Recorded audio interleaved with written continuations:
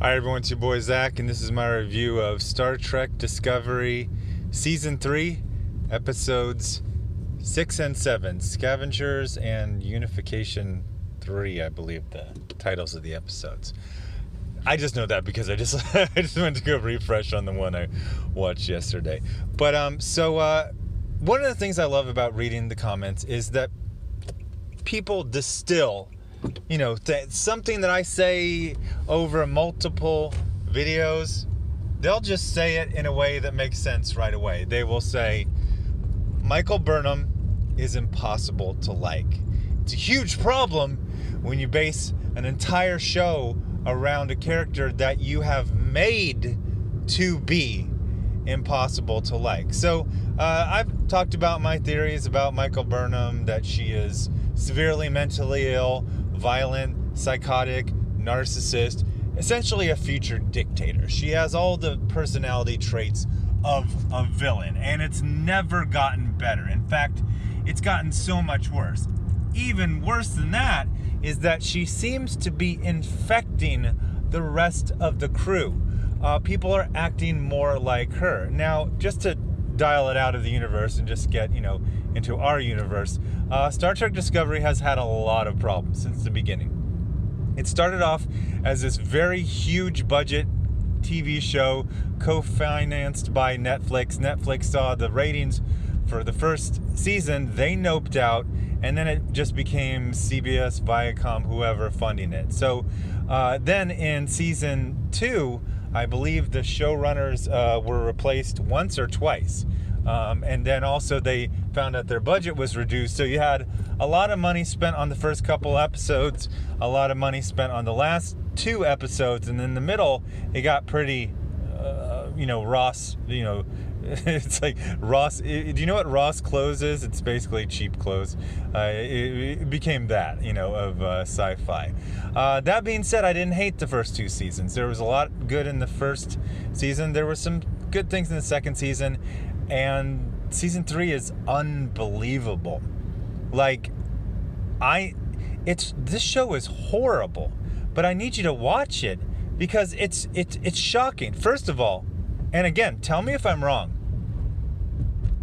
half of the scenes have crying in them. Half of the scenes have multiple people crying in them.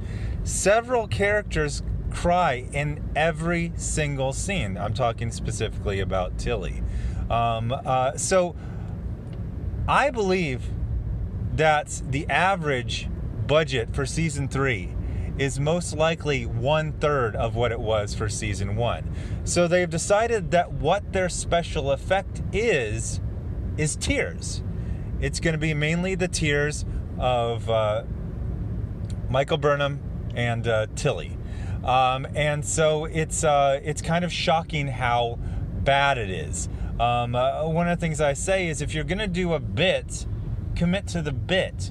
If you're going to have a severely mentally ill Starfleet officer have the entire universe revolve around her for literally 1,000 years, then you need to comment on her mental illness. You need to comment on her emotional instability. You need to comment on her narcissism. There's a perfectly solid sci-fi storyline to be told here, in that it is the spore drive, transporting through the mycelial network kind of as a wormhole, warps the minds of people. The more mentally ill you are, the worse it makes you, but everyone is affected to some extent. Having watched all 3 seasons, I have to tell you, a lot of these characters are completely unlike they were just 2 seasons ago.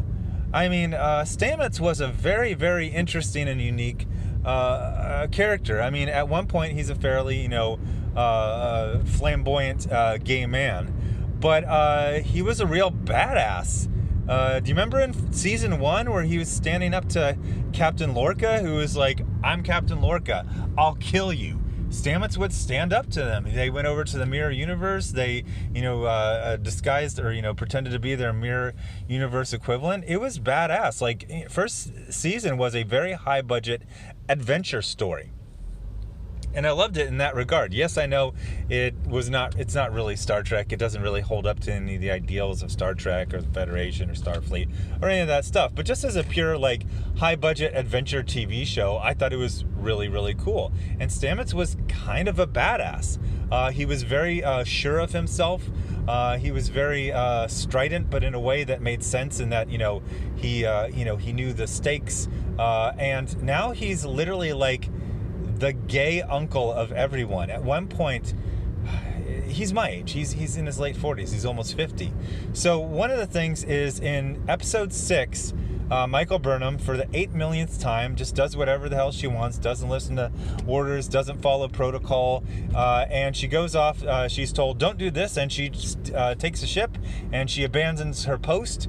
The future Starfleet has basically said, yes, we will keep your crew together, probably to avoid infecting the rest of Starfleet, but you're going to be the QRF. You have a very unique ship. It can go anywhere in the universe instantaneously, so you're going to be the QRF. You're going to be the quick reaction force. And there's a situation across the galaxy and the universe, I always forget which one, and for the next 12 hours, y'all are on standby, just ready to go help the situation. And old Michael Burnham wants to do something. She brings it up to the captain. He's like, no, we're on QRF. You got to stay here. You're the number 2. You have a really important position. You're in charge of getting everyone ready and checking things and double checking and triple checking and all that stuff. And she just abandons her post and goes off on this side quest, essentially to save the life of one person, but also to get some information about the ongoing what happened with the burn. So she comes back, and of course she is busted down. It's not, of course, because she usually gets away with everything. And then in just insane, it makes no sense, Saru says, Tilly will be the second in command of the ship, even though Tilly, I believe, is still an ensign. You got lots of lieutenant commanders. Her boss is a lieutenant commander. Her boss, who she called an asshole like 2 or 3 episodes ago, and she gets chosen for it. To which she cries and cries and cries and cries. Tilly. In like 5, for her, consecutive scenes split over 2 episodes. Everything Michael Burnham does is about ego. She is a villain.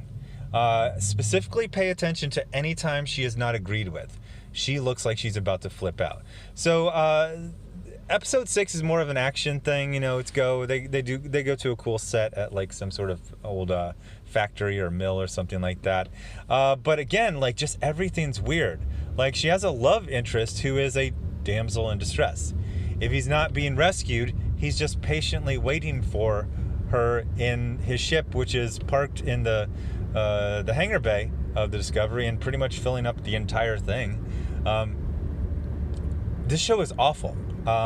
And I peeked at the summary of the season finale, which was from a couple days ago. Spoiler, I know this is all leading up to Michael Burnham being the captain, but she shouldn't be a captain. She should be kicked out of Starfleet, and so I have a fan theory. I have a fan theory that Michael Burnham is she's a part of the Q continuum. She's a Q. She's a Q who decided it would be fun to pretend to be a Starfleet officer. And people kind of know this. She lets them know. And so they don't want to be wished into the cornfield. So they agree. They'll bust her down. But so when she was gone, Saru was the captain. And then when she came back after being separated, well, for them it was only a couple weeks, but she had been gone for a year. And Saru was like terrified of her. He's like, I'll be the captain unless you want to be the captain. She's like, I'll let you be the captain. Then, completely insubordinate, breaks rules. These are rules you would have gotten kicked out of, the United States Navy for you're on QRF and you go AWOL. What the hell? No, this isn't you busted down. It's like, we're going to process you out of the Navy. Like, you're on QRF and you literally left. It's the opposite of what you're supposed to do. So then Tilly spends 2 episodes deciding whether to take this. And the only concern is whether this will bother Michael Burnham, the person who was justifiably, or affiedly, taken out of her position. Now, this is a billet. It's different than rank. technically, but also technically there are on this ship of what, 1,000, 2,000 people. There's got to be a whole bunch of people that are of a higher rank, more experience. I mean, this isn't everyone's first assignment.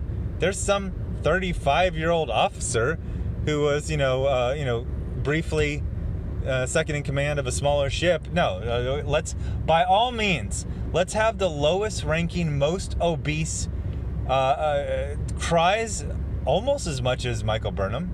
By the way, again, I want to reemphasize, constantly crying is a sign of mental illness. If you're an adult and you're crying all the time in almost every situation, you need to see a psychiatrist. You need to be in constant counseling multiple times a week. You might need an inpatient stay.